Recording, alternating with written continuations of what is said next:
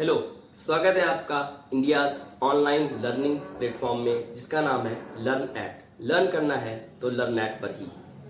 चलिए हम लोग आज अपने टॉपिक को शुरू करते हैं जिसका नाम है ह्यूमन रिप्रोडक्शन। और इस टॉपिक में हम लोग कवर करेंगे कुछ सब टॉपिक्स जैसे what are the basics of reproduction and what are the major steps of sexual reproduction. So let's start our topic. सबसे पहले अगर हम लोग रिप्रोडक्शन की बात करते हैं then we must know the basic definition of reproduction। Reproduction होता क्या है? रिप्रोडक्शन एक ऐसा प्रोसेस होता है जिसमें एक प्री एग्जिस्टिंग ऑर्गेनिज्म अपने ही जैसे किसी नए जीव को जन्म देता है, अपने ही जैसे किसी नए ऑर्गेनिज्म को बर्थ देता है। तो इसको हम लोग कैसे डिफाइन करेंगे? The process by which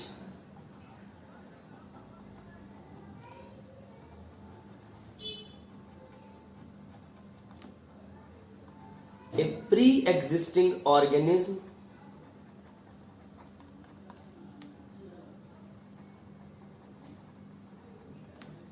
give rise to a new organism of its own type is known as reproduction। Reproduction basically दो टाइप्स का होता है। One is our asexual reproduction and the other is sexual reproduction. तो चलिए थोड़ा सा basic समझते हैं एसेक्सुअल और सेक्सुअल रिप्रोडक्शन में क्या डिफरेंसेस होते हैं और ये कैसे परफॉर्म किए जाते हैं। तो चलिए देखते हैं। रिप्रोडक्शन की अगर बात करेंगे तो ये दो टाइप्स के रिप्रोडक्शन होते हैं। One is our asexual reproduction and the other is our sexual reproduction. One is asexual reproduction and the other is sexual reproduction.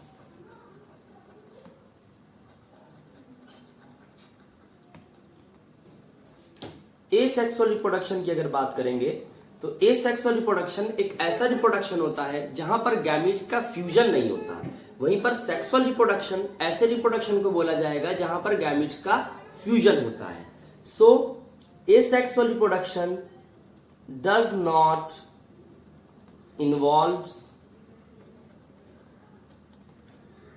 Fusion of gametes while sexual reproduction involves formation as well as fusion of gametes। It involves fusion of gametes। इसी तरह से asexual reproduction जो होता है it is a uniparental process. यहां पर सिर्फ एक पेरेंट की आवश्यकता पड़ती है, विच मीन्स यहां पर मेल और फीमेल बॉडी की जरूरत या रिक्वायरमेंट नहीं होने वाली है। यहां पर एक ही बॉडी नए ऑर्गेनिज्म को जन्म दे देती है। It means it is a uniparental process. हमारा एसेक्सुअल रिप्रोडक्शन जो है ये एक यूनिपेरेंटल प्रोसेस है। वहीं पर सेक्सुअल रिप्रोडक्शन में गैमीट्स का फ्यूजन होता है और मेल गैमीट मेल की बॉडी में बनता है एंड फीमेल गैमीट फीमेल की बॉडी में बनेंगे, which means it is a by parental process. यहां पर दो पेरेंट्स की आवश्यकता पड़ती है। It is a by parental process. वहीं पर एसेक्सुअल रिप्रोडक्शन से जो ऑफस्प्रिंग्स प्रोड्यूस होते हैं ये morphologically as well as genetically resemble करते हैं अपने पेरेंट्स को। That is why the offsprings which are produced by asexual reproduction are known as clones of their parents। तो इसको हम लोग कैसे लिखते हैं? The offsprings are clones of their parents। वहीं पर सेक्सुअल रिप्रोडक्शन में क्लोन्स आर नॉट फॉर्म्ड। यहां पर ऑफस्प्रिंग्स जो होते हैं they are not the clones of their parents, offsprings are not the clones of their parents. अगर बात करते हैं हम लोग एसेक्सुअल रिप्रोडक्शन की, तो एसेक्सुअल रिप्रोडक्शन में जो ऑफस्प्रिंग्स हैं ये morphologically which means externally and genetically which means at the gene level, ये दोनों ही लेवल्स पर अपने पेरेंट की तरह है। ऐसा इसलिए हो रहा है क्योंकि एसेक्सुअल रिप्रोडक्शन वेरिएशंस यानी डिफरेंसेस को अलाउ नहीं करता।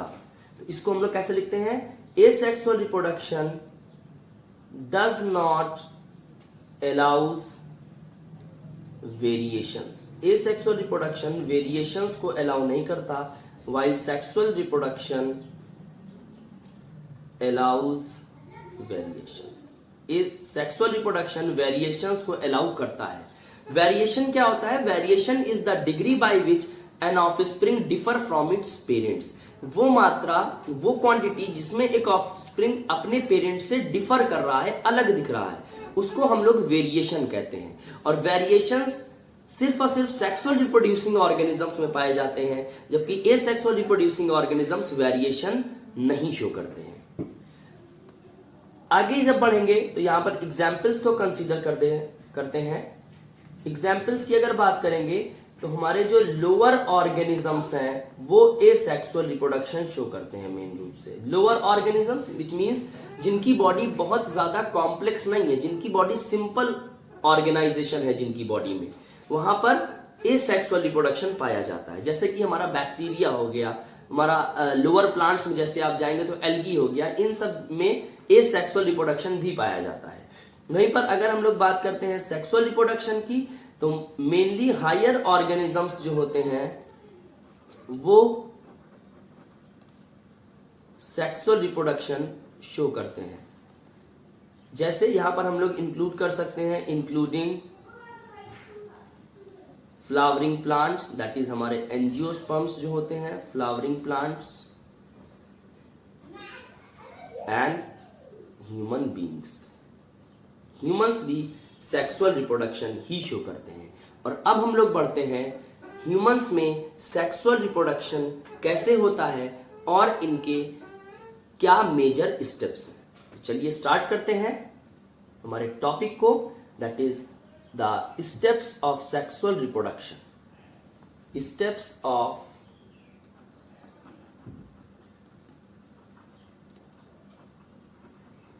Sexual reproduction.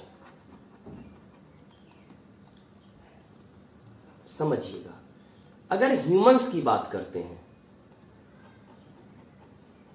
Humans are viviparous. Humans कैसे होते हैं, humans are viviparous and sexually reproducing. Humans viviparous होते हैं और यहां पर सेक्सुअल रिप्रोडक्शन पाया जाता है। विविपेरस का मतलब होता है humans directly give birth to their young ones, ये डायरेक्टली बच्चे पैदा करते हैं। तो ऐसे organisms which directly give birth to their young ones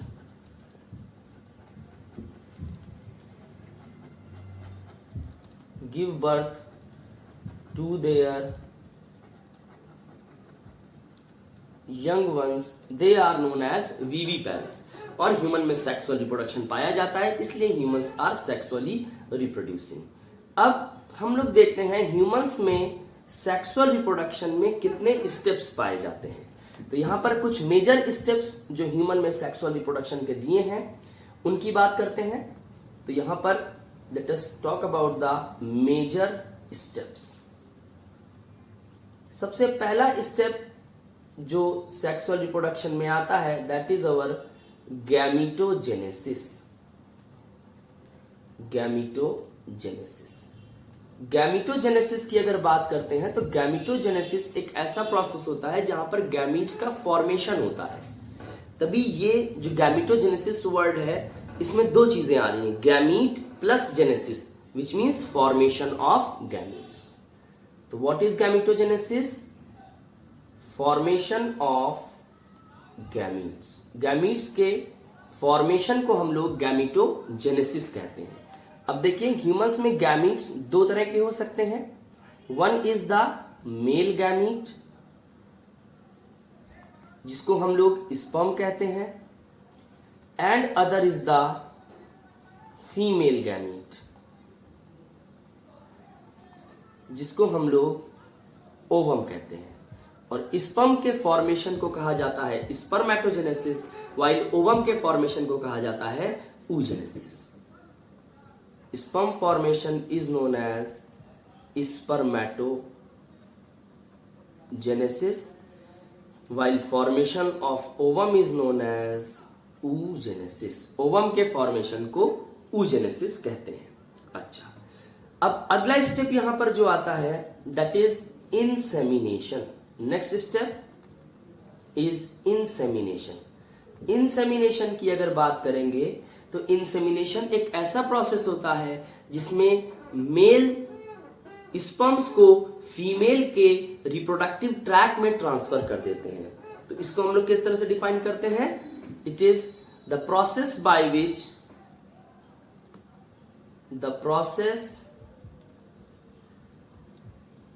which male gametes, that is sperms, are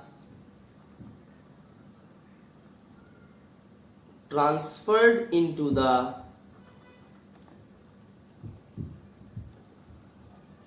female reproductive tract is known as insemination। इसको हम लोग insemination कहते हैं।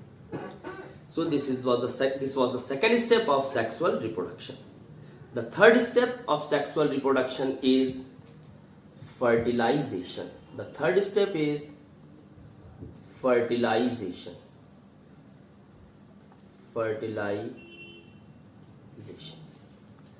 अगर बात करते हैं फर्टिलाइजेशन की, तो फर्टिलाइजेशन एक ऐसा प्रोसेस होता है जिसमें मेल और फीमेल गैमीट्स का फ्यूजन होता है। It is basically the fusion of male and female gamete. Male gamete यहां पर स्पर्म है and the female gamete is ovum. और जब ये स्पर्म और ओवम आपस में फ्यूज करते हैं then they give rise to a diploid structure which is known as zygote.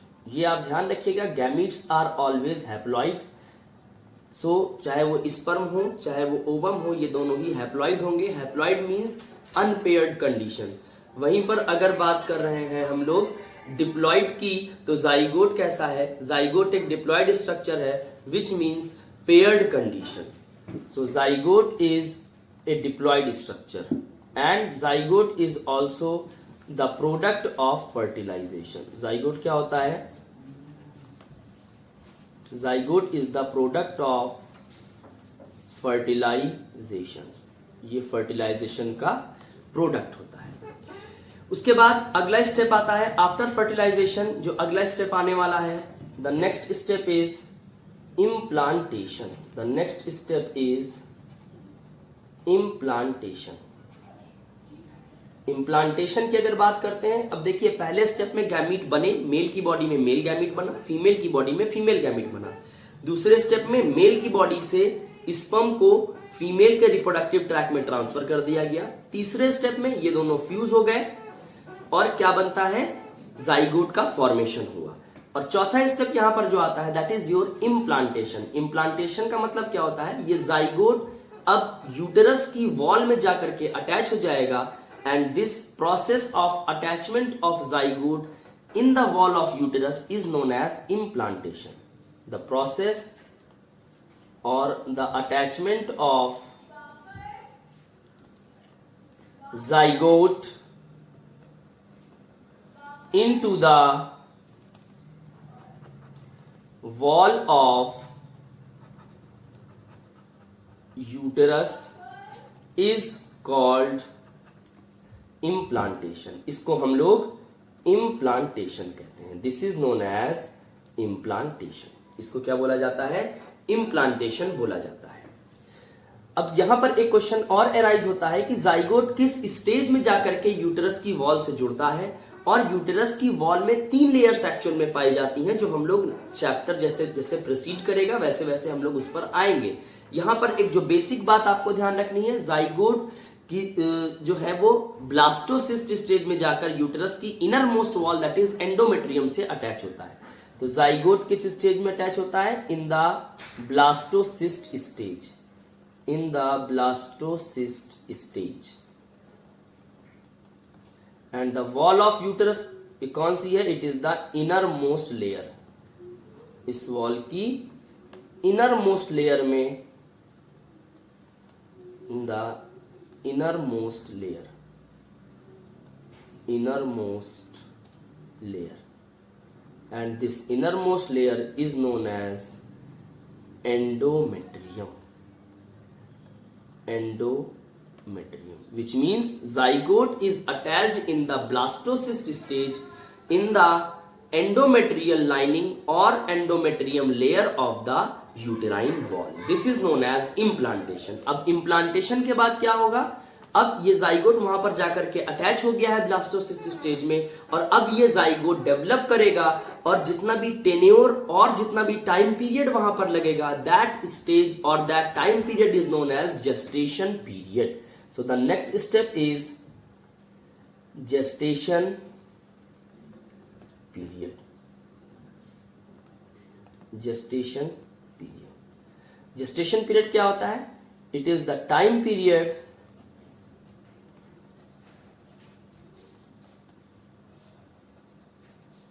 of development of zygote in the uterus of mother is known as gestation period. इसको हम लोग जेस्टेशन पीरियड कहते हैं। और ह्यूमंस का gestation period कितना होता है? That is about 9 months। लगभग 9 महीने का ह्यूमंस का जेस्टेशन पीरियड होता है। आफ्टर दैट अब जाइगोट यहां पर डेवलप करेगा, और जाइगोट डेवलपमेंट की स्टार्टिंग स्टेजेस में या अर्लियर स्टेजेस में कहलाता है एम्ब्रियो, और जाइगोट डेवलपमेंट के लेटर स्टेजेस में कहलाता है foetus. So this zygote in the starting or earlier stages of development is known as embryo, while this zygote in the latter stages of development is known as fetus. So यहाँ पर early stages में zygote को embryo कहेंगे, and letter stages में zygote को foetus कहेंगे। लगभग शुरुआती 2 months यानी इनिशियल 2 months में हम लोग इसको एम्ब्रियो कहते हैं, after 2 months it is termed as foetus. इसको हम लोग फीटस कहते हैं। अब डेवलपमेंट हो चुका है, जाइगोट ऑर्गेनिज्म में बदल चुका है। Now there is the requirement to expel out the developed fully formed foetus. ये जो फीटस पूरी तरह से डेवलप हो चुका है, अब इसको मदर की बॉडी के बाहर रिलीज किया जाना है। एंड दिस प्रोसेस और this act of birth is known as parturition. This is the final step of sexual reproduction which is known as parturition. इसको हम लोग पार्ट्यूरेशन कहते हैं। Parturition. What is this parturition? It is basically the act of birth. The act of birth at the end of gestation period. is known as parturition. So these are the 6 basic steps of sexual reproduction which are mentioned in our NCERT, and these steps are very important from the NEET as well as for your 12th board point of view. So इसको step wise remember करने के लिए we can also remember it via a trick, and the trick for remembering all the steps are G I F I G P. ये आपको ऐसे याद रखना होगा, G I F I G P, which means G stands for gametogenesis, G for gametogenesis, I for insemination, F for fertilization, I for implantation, G for gestation period,